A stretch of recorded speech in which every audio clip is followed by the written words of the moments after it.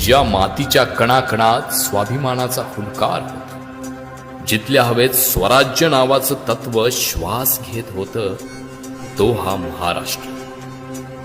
शिवछत्रपतींनी सत्तेसाठी तत्व नाही पाळली, तर तत्वासाठी सत्ता उभी केली.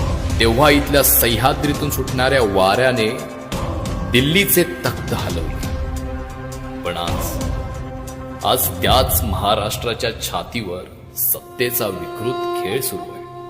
ज्या हातांनी तलवारी धरल्या, तिथे आज जातीपातीची विषारी फाळणी आहे. ज्या तोंडाने हर हर महादेव गरजायचा, तिथे आज पोकळ घोषणांचा धूरच. तत्वांची जागा सोयीच्या राजकारणांनी घेतली आणि कर्तृत्वाचा महाराष्ट्र आज केवळ भावनांच्या लाटेवर हेलकावे खातोय. कसे जपणार आहोत आपण हा